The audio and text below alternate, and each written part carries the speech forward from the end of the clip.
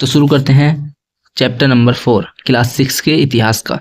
जैसे कि हमें आपको पता है, हमने 3 चैप्टर ऑलरेडी कंप्लीट कर लिए हैं। उसका लिंक डिस्क्रिप्शन में है, आप वहां जाकर चेकआउट कर सकते हैं। पूरी प्लेलिस्ट डली हुई है और हमारे चैनल पर जाकर देख सकते हैं कि पूरी प्लेलिस्ट में क्या क्या है। ठीक है, तो शुरू करते हैं। क्या हम इतिहास को केवल राजाओं के बारे में जानते हैं? इसका चैप्टर है नए राजा है, तो एक नया प्रोस्पेक्टिव यहाँ इतिहास को जानने का मिलेगा हमको। देखते हैं क्या है भूमिका। भारत के इतिहास केवल राजाओं और लड़ाइयों का वर्णन नहीं है। आपको समझ जाना है कि इतिहास जो है वो केवल राजाओं और लड़ाइयों का वर्णन ही नहीं है, इसमें और भी चीज़ें हैं। इसमें समाज, संस्कृति, व्यापार और धर्म का भी अध्ययन शामिल है। इस अध्याय में प्राचीन भारत की सामाजिक राजनीतिक संरचनाओं को समझेंगे। ये बहुत इंपॉर्टेंट टॉपिक होने वाला है। जैसे कि आपको बताया था मैंने, 1 से लेकर 3 टॉपिक्स, एक छोटे छोटे टॉपिक थे, लेकिन ये टॉपिक एक बड़ा टॉपिक है। जैसे कि इसमें बताया गया है कि इतिहास केवल राजाओं की लड़ाइयों को वर्णन नहीं है, ये धर्म, व्यापार, संस्कृति और समाज का वर्णन भी है। तो जानते हैं धर्म, संस्कृति और समाज के बारे में। कृषि के विकास से स्थायी बस्ती की स्थापना हुई थी। पता है आपको, मैंने बताया था चैप्टर नंबर 1 में कि किस तरीके से कृषि के विकास से स्थायी बस्तियों की ओर मानव ने रुख कर लिया और उसके बाद कभी भी फिर शिकार पर इतना ज़्यादा निर्भर नहीं रहा। व्यापार और शिल्पकला के कारण नए नगर बने, लोग विभिन्न व्यवसायों से जुड़े और समाज में विभिन्न वर्ग बने। वैदिक काल को 2 भागों में विभाजित किया जा सकता है, ऋग्वैदिक और उत्तरवैदिक। ऐसा काल जो कि वेदों का काल है उसे ऋग्वैदिक काल कहा जाता है, और उत्तरवैदिक काल मतलब वेदों के बाद का काल को उत्तरवैदिक काल, और वेदों के पहले काल को ऋग्वैदिक काल कहा जाता है। ये हमने इसलिए डिवाइड किया है क्योंकि आपको आसानी हो समझने के लिए। ठीक है, इसमें कोई ये नहीं है कि काल को यहाँ विभाजित कर दिया, नहीं, ये सिर्फ समझने के लिए है कि आपको अच्छी तरीके से समझ जाना चाहिए कि यहाँ पर समाज क्या था और यहाँ पर समाज क्या था। उत्तर वैदिक काल में समाज कैसा था और ऋग्वैदिक काल में समाज कैसा था। इस काल में समाज 4 वर्णों में विभाजित था। पशुपालन और कृषि मुख्य आर्थिक गतिविधि थी। पशुपालन और कृषि, यहाँ पर शिकार का नाम नहीं लिया गया है। इसका मतलब है कि शिकार की जो प्राथमिकता थी वो कम हो गई थी कृषि के मुकाबले। पशुपालन होने लगा था और कृषि के साथ व्यापार होने लगा था। हमारा समाज एक स्थायी जीवन की ओर रुख करने लगा था। जनपद छोटे राज्य थे। जनपदों का जन्म हुआ और फिर जनपदों के बाद महाजनपद बने, और महाजनपदों के आधार पर ही इतिहास का वर्णन हमारे इतिहास में किया जाता है, जिन पर राजा शासन करते थे। महाजनपद बड़े और शक्तिशाली राज्य बन गए। प्रमुख महाजनपद कौन कौन थे? मगध, कौशल, बस, अवंती आदि। इन सब के बारे में अलग अलग वीडियो आएगी क्योंकि ये एक बड़ा टॉपिक है और इस टॉपिक में इतना ज़्यादा बताया भी नहीं है इनके बारे में, तो एक बड़ा टॉपिक है, इसके बारे में अलग वीडियो आएगी, आप उसको देख लेंगे। आप हमारे सब्सक्राइब कर लें ताकि आपको नोटिफिकेशन उस वीडियो का मिल जाए। आपको बता दूं जनपद क्या होते थे और महाजनपद। जन से जनपद बनता था। जो जन था वो छोटा होता था, एक परिवार का समूह होता था। उसके बाद गाँव बन गए, फिर महाजनपद, गाँवों का समूह महाजनपद बना। लेकिन ऐसा नहीं है, ये जो जन था इसमें शासक को खुद चुनते थे लोग। बोलते थे कि आप हमारे मुखिया हैं, आपको हम दान में कुछ चीज़ें देंगे और आप हमारा ख्याल रखिए। जनपद में भी ऐसे ही होता रहा, लेकिन बड़ा लेवल हो गया। उन राजाओं के ऊपर भी राजा होने लगे। वहाँ एक मुखिया को बैठा दिया गया और बोलते थे कि हम आपको ये देंगे, अनाज देंगे और आप हमारे यहाँ की व्यवस्था को संभालिए। और या ऐसे ही जैसे आजकल प्रधान होते हैं वैसे ही था, लेकिन ये आनुवांशिक पद हो गया। उसके बाद फिर आनुवांशिक पद होने के बाद लोग उनको गिफ्ट देते थे। बट महाजनपद में सारी स्थिति चेंज हो गई। महाजनपद में राजा ने कर लगाए क्योंकि सेना की व्यवस्था की।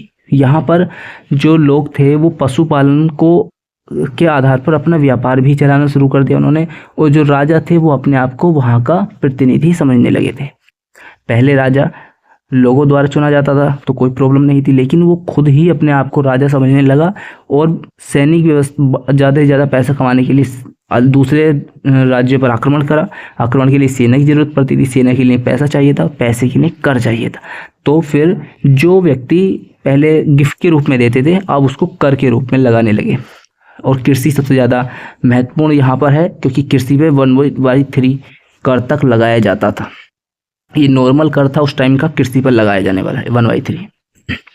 राजा शासन व्यवस्था और कर प्रणाली। राजा के पास सर्वोच्च शक्ति होती थी, जैसे आपको बताया मैंने कि राजा ने धीरे धीरे सारी शक्ति अपने अंदर ले ली थी। फिर शासन को चलाने के लिए कर, बलि, भाग और शुल्क, ये 3 टाइप के कर थे जो कि लिए जाते थे और इनके बिना शासन नहीं चलाया जा सकता था, क्योंकि राजा को दूसरे देशों पर आक्रमण भी करना पड़ता था।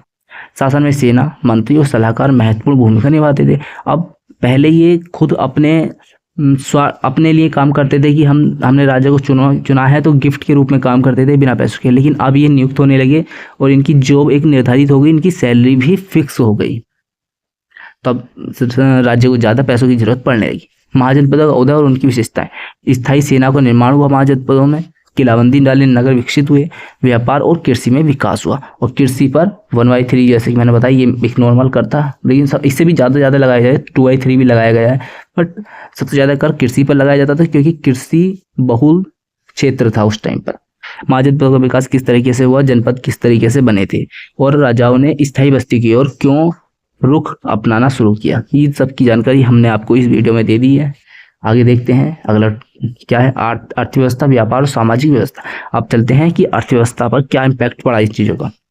महाजनपदों में सिक्कों का उपयोग शुरू हुआ, व्यापारियों, किसानों, कारीगरों की महत्वपूर्ण भूमिका थी, समाज में ऊंच नीच जाति आधारित भेदभाव बढ़ा। देखिए, जो किसान और कारीगर हैं, ये किसान अपने एक दिन किस राज्य के लिए काम करता था अपने इच्छा के अनुसार, मन से, लेकिन अब ऐसा नहीं होने लगा क्योंकि महाजनपद बन गए। अब महाजनपदों में राजा खुद इनसे कर लेने लगे, जो अपनी भूमि पर ये जाते थे उसका कर देने लगे, भाग कहते हैं जिसको। कारीगर पहले अपनी इच्छा अनुसार काम करते थे राजा के लिए, 1 महीने में 2 दिन 3 दिन फ्री काम करते थे, लेकिन अब उनके लिए पैसा दिया जाने लगा कारीगरों को, तो कारीगरों से भी कर लिया जाने लगा, शुल्क लिया जाने लगा। और व्यापारियों पर लगाए जाने वाला कर को कहते हैं शुल्क। 3 टाइप के शुल्क थे ना, तो उसको शुल्क कहा जाता, 3 टाइप के कर थे। समाज में ऊंच नीच बढ़ गई, क्योंकि अब जो राजा लोग थे वो काम नहीं करना चाहते थे, पुजारी लोग थे वो ज्ञान ही बांटना चाहते थे, राजाओं के साथ रहने लगे, और राजाओं के साथ रहते थे तो इनको समाज में इनको अपनाया जाता था। वो जो कारीगर लोग थे और किसान लोग थे, कारीगर और किसान तो नीचे कमाते ही रह गए। जब कमाते रह गए तो इन दोनों वर्गों ने इन पर व्यवस्था स्थापित कर दी अपनी, और इसी आधार पर वर्ण व्यवस्था का आरंभ हुआ। वर्ण व्यवस्था किस तरीके से आरंभ हुई, इसके लिए हमने एक वीडियो बनाया है और एक नया वीडियो बनाएंगे, आप उसको चेकआउट कर सकते हैं। बौद्ध धर्म और जैन धर्म का प्रभाव भी यहाँ पर देखने को मिलता है, क्योंकि महाजनपद में जितने राजा हुए हैं वो ज़्यादातर बौद्ध धर्म और जैन धर्म को अपनाते थे। महाजनपद के समय बौद्ध धर्म और जैन धर्म का विकास हुआ था, इसीलिए इम्पैक्ट देखने को मिलता है बौद्ध धर्म और जैन धर्म का महाजनपदों पर। महावीर और बुद्ध ने समाज में समानता और अहिंसा का संदेश दिया था। इन धर्मों में समाज में बदलाव लाने में मदद की। ये जो धर्म थे शांति की राह को बोलते थे, और जो ब्राह्मणवादी जाति व्यवस्था थी उसका बहिष्कार करते थे। आत्मा नहीं है, पुनर्जन्म नहीं होता, इन सब सवालों पर जवाब उठा, इन सब प्रथाओं पर सवाल उठाते थे, और अलग अलग अंधविश्वासों पर इन्होंने सवाल उठाया, जिससे कि लोग इनकी तरफ उत्साहित हुए और नए धर्म को अपनाना शुरू कर दिया लोगों ने, क्योंकि लोगों को एक अच्छा अपॉर्चुनिटी दी, लोगों को एक अपॉर्चुनिटी मिली कि हम यहाँ पर जा सकते हैं और यहाँ पर एक अच्छा धर्म की स्थापना हो सकती है हमारे हिंदू धर्म से भी ज़्यादा, तो इसलिए लोगों ने वहाँ पर जाना उचित समझा। तो आज हमने क्या क्या पढ़ा। जनपद छोटे राज्य हुआ करते थे, महाजनपद बड़े और शक्तिशाली राज्य, कर राजा को दी जाने वाली अनिवार्य राशि थी। इन तीनों के बारे में आप जान गए हैं, मैंने बता दिया है आपको महत्वपूर्ण तरीके से इस वाले चैप्टर में। अगर आपको नहीं समझ आया तो दोबारा वीडियो को देखें, फॉरवर्ड ना करें और एकदम कम स्पीड में देखें, क्योंकि मैं तेज बोल रहा हूँ तो आपको कम स्पीड में देखने की ज़रूरत है। हमने किस किस प्रश्न को इस वाले चैप्टर में सोल्व किया है, महाजनपद क्या थे, राजा किस प्रकार शासन चलाते थे, बौद्ध धर्म और जैन धर्म का समाज पर क्या प्रभाव पड़ा। तो आज के लिए इतना ही काफ़ी, और मिलते हैं कल एक नई वीडियो के साथ। तब तक के लिए थैंक यू, धन्यवाद, बाय बाय।